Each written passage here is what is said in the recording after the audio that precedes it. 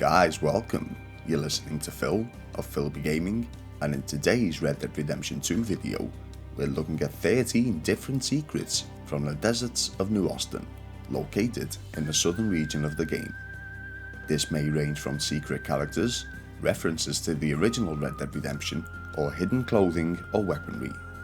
Those who have played the title will of course know that this area is off limits until the epilogue, so please be aware that there may be potential spoilers ahead.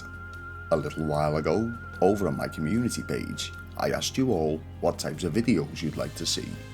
I made it into a vote and followed up by creating the winning choice. But below in the comment section, a few of you guys made separate video suggestions, so today's video comes from the suggestion of 01Killick10. If you guys wish to see anything specific, as you can see, all you need to do is let me know. You can do this using the comment section below. Be sure to hit like and subscribe if you like what you see today, and turn on notifications to be the first alerted every time a new video is produced. I hope you guys enjoy, and let's get straight into today's content. 13 secrets you may have missed in New Austin. Kicking things off with number 1, we're heading to the region of Cholla Springs, to the west of the town of Armadillo. Going to the area I pinpointed on the map, you will discover a crashed flying machine. If you closely inspect the site, you will notice that on the tail of the aircraft is the name of one Charles Kinnear. Players of the original Red Dead Redemption will of course recognise this as a nod to the Stranger mission from the first title called Daedalus and Son, in which the player, John Marston, will meet Charles Kinnear and be tasked with retrieving a bunch of supplies to aid him in building his flying machine, including beaver furs, red sage plants, and 20 separate feathers.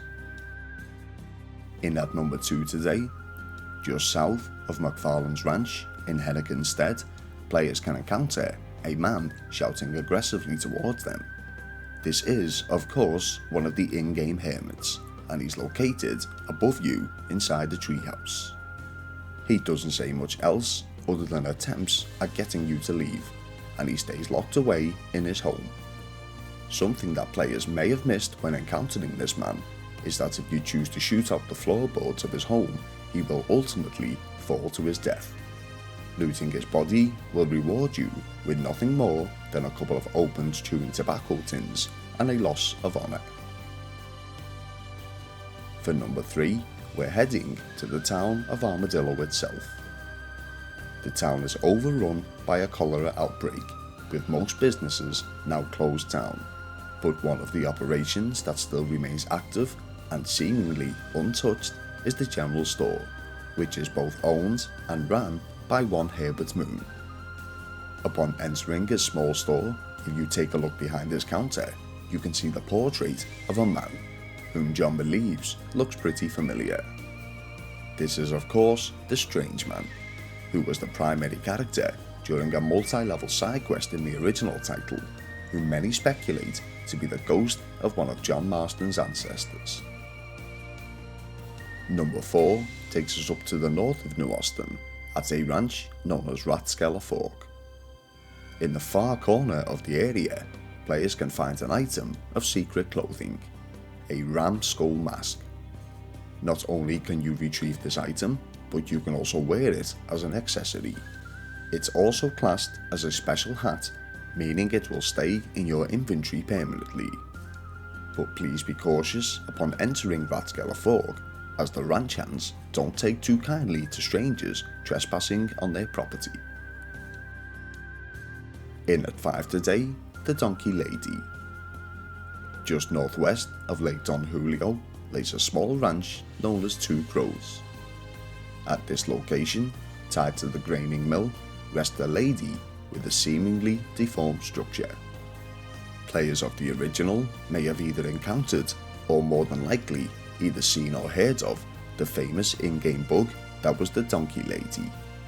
An oversight in the game files will cause a cross-contamination of sorts between the NPCs and would force one particular female to act as if she were one of the in-game animals. It's nice to see that Rockstar Games are able to poke fun at themselves and make light of the situation. Number 6. Players who have encountered 2 hermits within the game, the first being a lady directly north of Pronghorn Ranch, and the second being a gentleman located in Roanoke Ridge, may have discovered 2 pieces of a treasure map that have been separated. Upon collecting both pieces, the map will direct the player back down south, to a cave west of Twin Rocks. Also, on the rear of the paper is a written note from the legendary gunslinger Otis Miller, who states his innocence and goes on to say how he has hidden some of his valuables for safekeeping upon his freedom. Exploring this small cave, players will uncover a chest. Aside from a few raunchy photographs, John will find Otis Miller's custom golden revolver, now his to keep. Number 7 today takes us just outside the town of Armadillo. If you head to the location marked, you will discover an old campsite. Laying there, deceased, is an elderly gentleman who looks like he's been here for some time. On a quick side note, you can also find the rare Chinese skullcap here. If you choose to loot the corpse, you will find a letter written by Zhu Yi to Zhu Wei. We learn that Zhu Wei has a son called Zhu, who has travelled to the United States in search of his love, and Zhu Yi, his cousin, has followed in order to track him down and return him home to Shanghai, Hong Kong. Players of the original Red Dead Redemption may recall Zhu's name as somewhat familiar, as he is the prominent character in the side quest Love is the Opiate, another nice callback. In at number 8 takes us south to Rio Bravo, just west of Fort Mercer. At this location, just off the road, rest the skeletal remains of a gigantic sperm whale. This is a similar find to the side mission questline, A Test of Faith, in which Deborah McGinnis has the player track down and mail the locations of multiple dinosaur bones. This proves that Mrs. McGinnis was right when she stated that this land was once a vast sea. For number 9, we're heading just north of McFarland's Ranch. At this location, you will find a broken down hearse which has been abandoned on the roadside. But something very interesting about this site is to the rear of the vehicle. Hanging by the neck from the hearse is, judging by his attire, the apparent driver of the cart. Next to him, on the ground, lays an empty coffin. Some believe that this hearse was carrying the remains of the vampire, whom you can find in the south of Saint-Denis, after unveiling 5 of his writings scattered around the city. Number 10 takes us just south of Thieves Landing, right on the waters. Once again, players from the original may recall this location, as it's home to one of the more peculiar characters from the first game, the grave-digging lunatic, Seth Briers. Seth lost his mind when he became obsessed with a treasure map, losing contact with both his wife and children in the process. The white t-shirt hanging on the clothesline outside is a direct reference to Seth. Also, heading inside and searching the fireplace will award you with a unique collectible, the male fertility statue. Number 11 on today's list takes us back to Cholla Springs, just south of Rathskeller Fork. In this area, there is a house, which when you draw somewhat near it, will always explode. With the use of mods, we are able to take a closer look at the home before its demise. From this, we can see that it was clearly being used as a distillery of some sorts, more than likely moonshine. And of course, something would go wrong with the highly flammable contents of the home, causing the huge explosion. For number 12, we are still in the region of Cholla Springs, this time just a little to the west of the exploding house. At the marked location, players will find the remains of 4 bodies at a former campsite. What's interesting about the corpses is their attire. Upon closer inspection, you will notice that all members were part of the Chelonian cult, who we can meet earlier in the game during a mission as Arthur, where we are tasked with helping Jamie Gillis, brother to the former love interest of Arthur, Mary. Many believe that these four may have been one of the earliest, if not founding members of the cult, as their clothing is somewhat different to that of the more current members. And lastly today, number 13. By the Sea of Coronado, trailing off the San Luis River, lies the body of a man. Upon inspecting the corpse, John will make a note in his journal claiming that he's found a man from a long time ago.